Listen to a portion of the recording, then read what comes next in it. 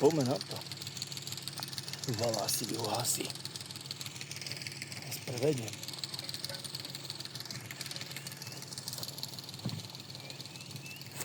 Ešte bivakujeme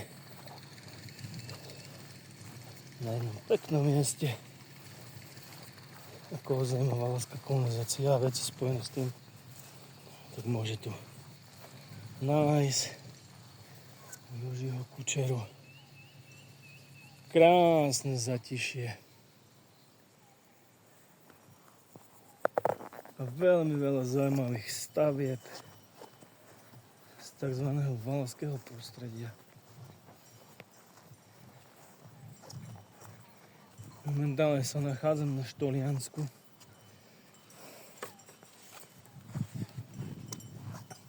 Tu nás sa kaporka zatvára stále. Keď už pre nič, tak pre istotu. A ideme dole ku Kolibe.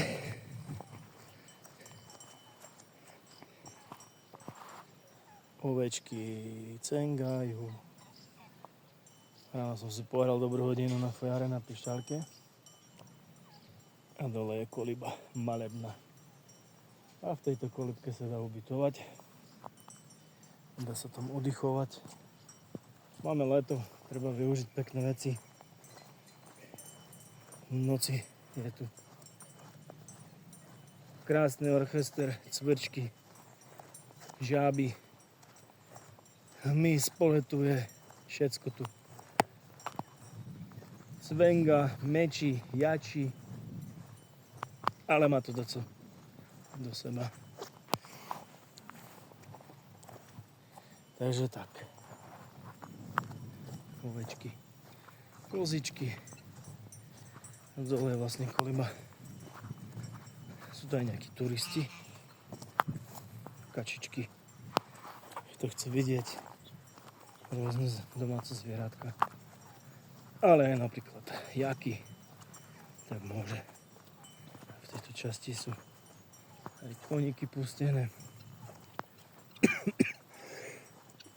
Malebný kus sveta. A dole je kolibka.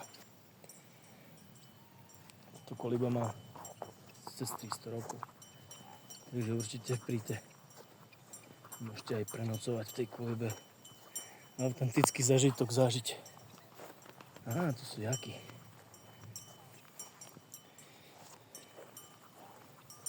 Krásne. Krásne to je to úplne vyzerá, jak má takú konštrukciu. To telo jak zubor. Á, pozerá na nás. Takže takto malebná koliba. Stojí to za to, si myslím. Ahoj. Ja idem na fujary. Fujarové dni sú. Takže vidíme sa tam. Ahoj.